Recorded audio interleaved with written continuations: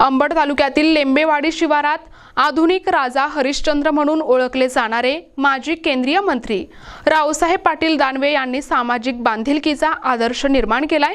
लेंबेवाडी शिवारातील गट क्रमांक 3 मधील तब्बल 39 एकर जमीन त्यांनी लिंबेवाडी येथील आपल्या नातेवाईकांना विनामोबदला मोफत दान केली असून या ऐतिहासिक दानानिमित्त लेंबेवाडी या ठिकाणी भव्य सोहळ्यात सातबारा वाटपाचा कार्यक्रम मोठ्या उत्साहात पार पडला। 23 डिसेंबरला आयोजित करण्यात आलेल्या या कार्यक्रमात लेंबेवाडी ग्रामस्थांच्या वतीनं केंद्रीय मंत्री रावसाहेब दानवे आणि रेणुताई दानवे यांच्या या उपक्रमाबद्दल गावकऱ्यांनी दोघांचेही लाडू तुला करून स्वागत केले। यावेळी माजी केंद्रीय मंत्री रावसाहेब पाटील दानवे, आमदार संतोष दानवे, रेणुताई संतोष दानवे, भाजप जिल्हाध्यक्ष आमदार नारायण कुसे, कृषी उत्पन्न बाजार समितीचे सभापती अवधूत नाना खडके, भाजप तालुकाध्यक्ष प्रदीप पवार, परमेश्वर लेंबे यांच्यासह भाजपचे पदाधिकारी आणि ग्रामस्थ मोठ्या संख्येने उपस्थित होते। या कार्यक्रमात रेणुताई संतोषराव दानवे यांनी लाभार्थ्यांशी संवाद साधत सामाजिक ऐक्य आणि कौटुंबिक सलोखा जपण्याचा संदेश दिला। त्यांच्या उपस्थितीमुळे कार्यक्रमाला सामाजिक आणि कौटुंबिक दृष्टिकोनातून विशेष महत्त्व प्राप्त झाले। रावसाहेब पाटील दानवे कुटुंबाच्या या मोठ्या दानकार्यामुळे परिसरात समाधानाचे आणि आपुलकीचे वातावरण निर्माण झाले असून सर्वत्र कौतुक होत आहे। आणि जायचो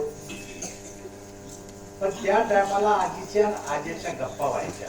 आम्ही गाडीत चालताना ती आजी म्हणायची मला इथं भाऊ नाहीये, पण माझे जे चुलत भाऊ आहेत ते मला ज्ञान करतात। मी आले तर भावाचं प्रेम मला देतात आणि त्याच्यामुळं भाऊ नसला म्हणून काय झालं, ही जी प्रॉपर्टी आहे ही प्रॉपर्टी मला जरी भाऊ नसला मला कोणी नसला तर या प्रॉपर्टीवर काही आपला अधिकार सांगायचा नाही, कारण वाईटपणी माझं येणं जाणं बंद होऊन जाईल। माझी आई वडील मेल्याच्या नंतर जर कधी मी या प्रॉपर्टीवर अधिकार दाखवला तर माझं येणं जाणं बंद होईल, मला येणार नाही, मला आणणार नाही। मला असं वाटतं की या प्रॉपर्टीवर काही आपण अधिकार सांगू नये, असं मी लय लहानपणी ऐकत होतो। या पोरा एवढा होत्या आजोबा मी काही नाही म्हणत नव्हते, तर आमच्या घरी वडिलोपार्जित 250 एकर जमीन आहे आणि ती अजून आहे। आता खासदार झाली भरणे पडली पण 250 एकर जमीन आहे। आता घरचंच करणं होते तर आजोबा तरी कशाला नाही म्हणत आणि त्याच्यामुळे आजोबा म्हणजे ठीक आहे, आपल्याला जमीन लागत नाही। दिवस गेले, काही दिवसांना आमचे आजोबा वारले, मग यांच्याकडचे सगळे वारले। भाऊ नसल्यामुळं आई वडील गेल्यानंतर ती जमीन आमच्या आजीच्या नावावर आली। त्या सातबारा आमच्याकडे यायच्या आजी नावावर जमीन आल्यामुळं। तर पुन्हा काही दिवस गेले, आजी वारले, आजोबा वारले, मग ती जमीन वडिलाच्या नावावर आली। बरेच दिवस ती वडिलांच्या नावावर आली, तर मी जेव्हा राजकारणात आलो तेव्हा या भागात यायचो तर सगळ्यांना म्हणतो ही जमीन करून घ्या, पुढची पिढी कशी निघते नाही निघते माहित नाही। आमच्या डोळ्यात एकच आमच्या कानाने ऐकलेल्या गोष्टी आहेत की ही जमीन आपल्याला घ्यायची नाही, या जमीन आपल्याला दावा द्यायचा नाही, तुम्ही ही जमीन करून घ्या। ते पाहुणे म्हणले द्या करून मग आम्हाला, आणि करून घ्यायचे पैसे तर लावा। ते म्हणजे आम्ही पैसे लावत नाही, आमचं काही खरं नाही। मला झाले किती सगळे 22 झाले सगळे, म्हणलं मी आता कोणाशी डोकं लावू। आणि काही दिवसांना वडील बी गेले आमचे, आई बी गेली, जमीन आली माझ्या नावावर।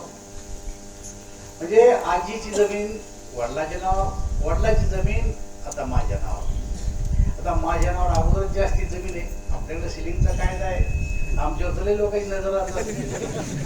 त्याच्यामुळं आता काय करायचं जमीन सांगे परमेश्वरला, नानाला तर 10 बाऱ्या म्हणतो, त्याच्या घरी जाऊन मला नानानं बी पाहून कोणी शोधलं, बाबासाहेब आहे तिथं, बाबासाहेब मावशी म्हणजे आपले माझी जवळची पाहुणे।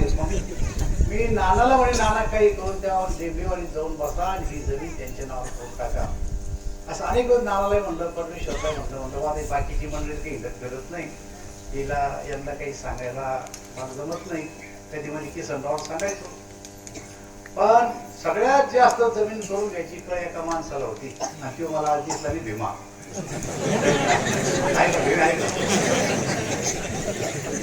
परत सगळं मागे येऊन एका दिवस नाही करावं। ही जमीन माझ्या नावानं करून द्या. आता मी बा त्या बोलण्या वागणंच मला कळतं की केली रे की गेली. एक तर तुझ्या बापाला, तुझ्या आईला, ते तुझ्या बायकोला तरी आण. पण तुझ्या नावावर मी जमीन करून देते, तुझ्या बापाच्या नावावर करतो, तुझ्या बायकोच्या नावावर करतो, पण तुझ्या नावावर एकट्यावर करत नाही. एक दिवस भांडणं करून काहीतरी लफडं केलं त्या नावावर. आमची गाडी पिऊन गेली, गाडी आलो आता म्हणजे पाहुणा यायला नाही, काही करता येत नाही, काही भांडणी करता येत नाही. त्यामुळे त्यांनी समजून सांगितलं देऊन नाही. मी आता ऐकलं का गाडी 3 एकर काही झालं चौदा मला वाटतं काहीतरी कुठेतरी सांगतो काय तरी. त्याच्यामुळं ही जमीन माझ्या नावावर होती पण तिथली भीमा देवाली तिथे गेली असती केव्हा. याला सांगा याला 1 एकर इकली असतं ना अजून इकली माझ्या नावावर मी घेतली खरी घेतली अशोक नाही किंवा आता इथं आमचा आता ते काय हो त्याला काही इलाज नाही आता. त्याच्यामुळे मग ही जमीन माझ्या नावावर होती, माझ्या नावावर जमीन जास्त व्हायला लागली म्हणून आमच्या घरात जमीन सगळ्याच्या नावावर आहे. कारण 250 एकर जमीन सगळ्याच्या नावावर टाकायचं तर सिलिंगच्या वर टाकता येत नाही.